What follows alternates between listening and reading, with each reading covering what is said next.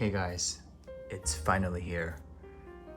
Today we're gonna dive into something pretty special. It's the 2025 release of Remus Gatsby Reserve.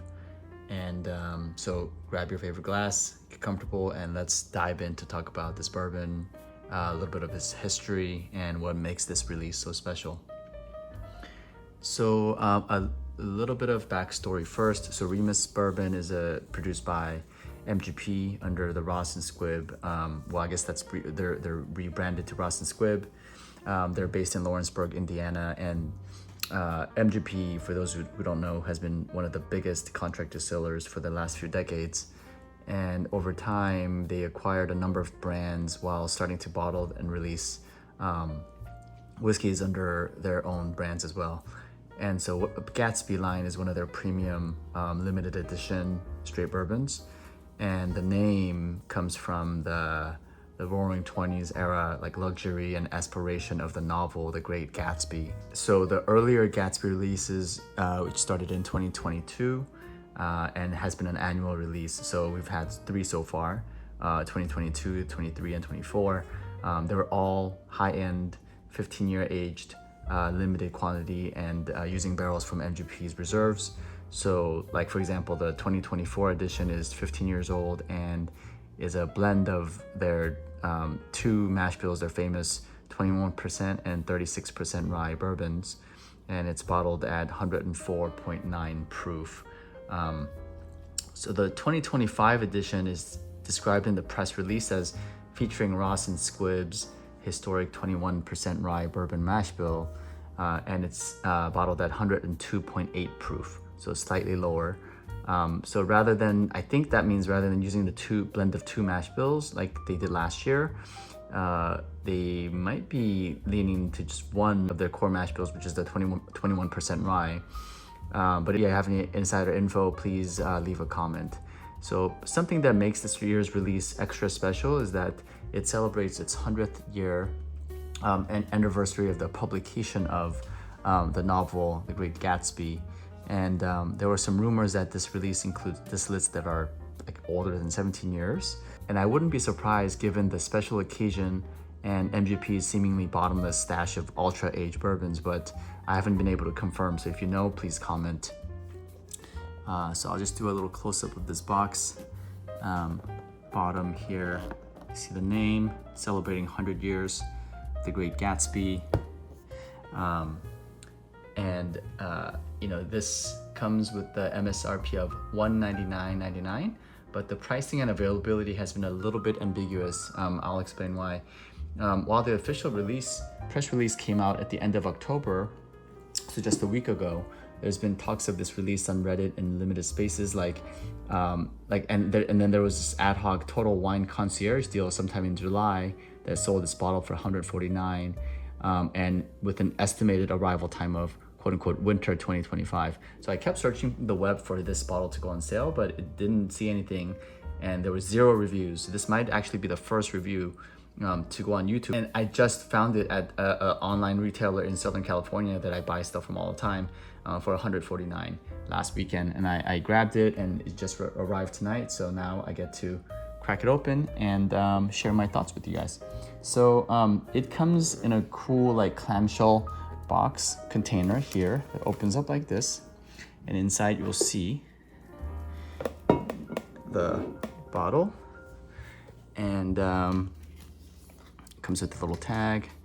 And this bottle itself is like this cool like art deco inspired shape that's I think it looks remarkable and very unique, and it is similar to previous year's bottles for the Gatsby Reserve. This is last year's 2024, and the box it's okay. It's kind of annoying to open. It just kind of opens out like this, and then you pull out the bottle from there. So not as cool as the clamshell construction. We'll definitely do like a side-by-side comparison of the 2 releases. And you know, it's interesting. The one noticeable trend since the first release in 2022 is that the proof has gone up each year. So the 2022 came in at 97.8, and then 2023 was 98.1, and then last year 2024 was saw a big jump to 104.9. But all of them were bottled at cask strength, and which means that even the lower proof ones weren't watered down and did not necessarily lose flavor. In fact, there are other highly regarded cask strength bourbons out there that have notoriously low like entry proof and bottle proofs. Michter's, for example. And so I'm going to actually open this up.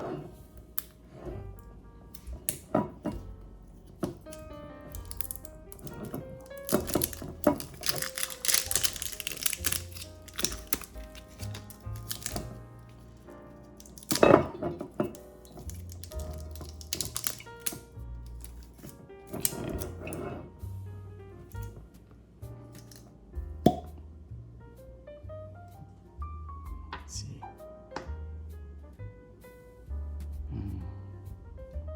Smells great. It's a fresh crack, but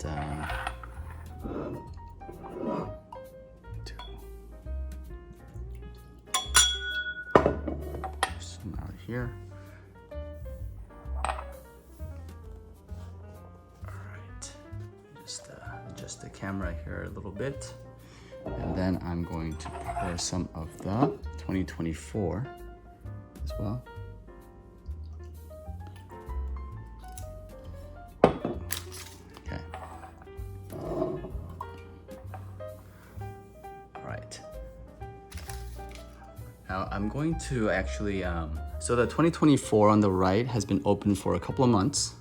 And you know, it's just past the neck pour, so it's still pretty full. You know, the new one I just opened, so I'm gonna let that sit for at least 5 minutes just to air it out a little bit. Oh man, but the nose is, it's a cherry bomb. Similar to last year's.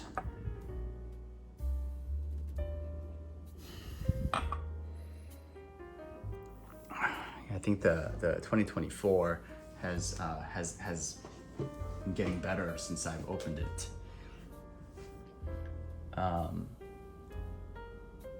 Yeah, I mean, so okay, I'll come back in about 10 minutes. It's been 10 minutes back, and let me go ahead and nose this. The 2025. It's like a nice wave of cherry. I think like candied, like dark cherry. Some vanilla, and it's like definitely darker, kind of like cherry raisins, a little bit caramel molasses type of sweetness on the nose. And then going for a sip.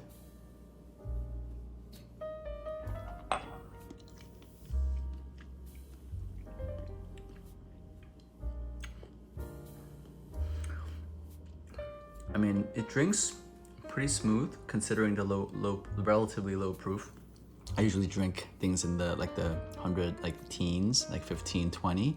So this drinks really well. Definitely oak, getting oak for sure. Some like tea leaves or like kind of like black tea. Tobacco. Leather. And these are all things that I did get from the 2024 as well. Just double check. Beautiful nose. Also strong cherry. Creamy. Take a sip.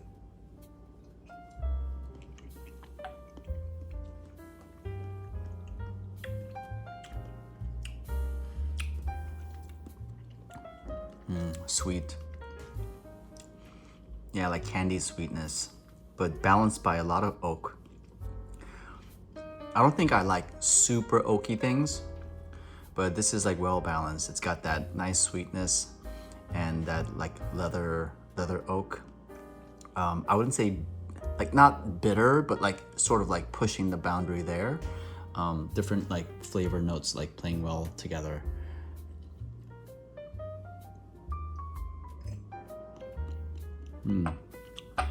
Going back to 2025, at least right now, I know it's a fresh crack, but like I'm getting more caramel, even more caramel and vanilla than the 2024.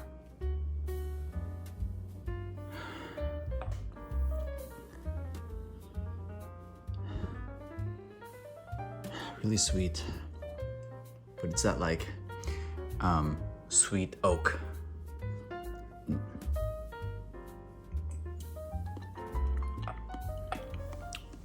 Varnish, a little bit of that varnish, like furniture, leather varnish, acetone, not in a bad way. If you know, like if you've had older bourbons, like hopefully you sort of like know what that means. Like, and it's something that I do like and find interesting. So, yeah, I mean, also like do a quick comparison then. I also have the Repeal VIII, which is 101 proof, also came out last year. And I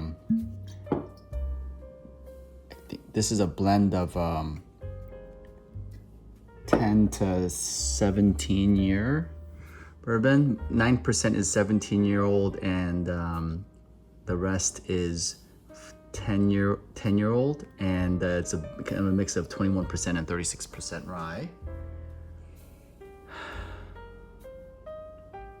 Definitely lighter on the nose, like less like dark, like oaky, leathery tones. It's more, I definitely get some of it, but just not as pronounced as the Gatsby's.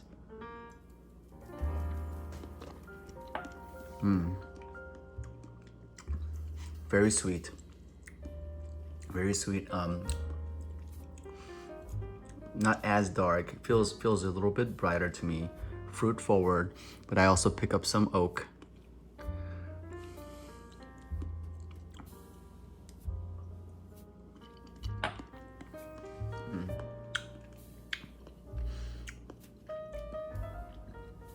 That's so good. I mean, honestly, like if you like the sort of darker fruit balanced by oak, drink smooth, like not gonna burn your mouth, but still enough proof to bring the flavor. Like honestly, like the Repeal number 8, great. I think you can get that for like $75 nowadays, maybe even cheaper, as they make room for the new release of the Repeal, which is number 9, just came out. Haven't had a chance to do that, taste it, but I'll probably get one of those too. So maybe I'll do another review with that. But the Gatsby's are like, they are something special though. Like relatively accessible way to experience like a very, like pretty old MGP bourbon.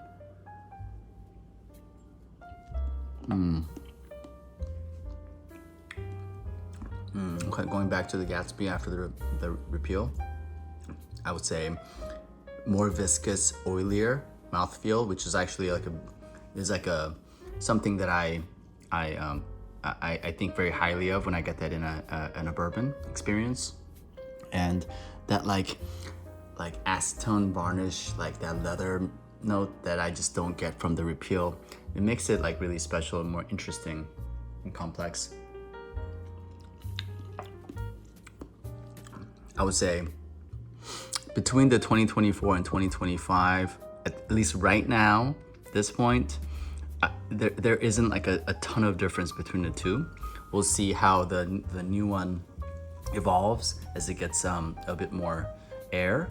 But yeah, I mean, if you already have the 2024, like I would say 2025 is like, if you find it for a good price, like 150, maybe slightly under, like I think it's still a grab. Like I would absolutely get it just to compare and just like add it to the collection. I don't think it's a must. I would not pay more than 150, I would say. And if you don't have any of the repeals, I would definitely like recommend starting with that. Like get one of those, maybe the 8. I'm hearing good things about the 9 as well. So maybe give that a try. And then, you know, if you like that profile and you want to really elevate the like the oakiness and the age and just like depth and complexity, then, you know, invest, you know, the extra money to get one of the Gatsbys. But yeah, that's it for now. I will, you know, maybe I'll do another review after the new one has been open for a couple months. But yeah, if have you tried any of the Gatsbys or the repeals? Have you tried the new one, the new Gatsby already, or have you had any of the previous releases? If so, like, what did you think about it? Would you, after seeing this review, like, be willing to, you know, grab any of these bottles to try for yourself? Please leave a comment and let me know. So thanks so much for watching. If you like this video, hit the like button and subscribe if you're into bourbon content. I'll try to put out more videos.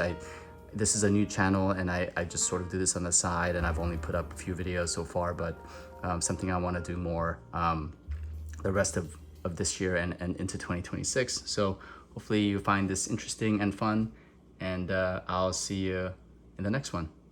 Cheers.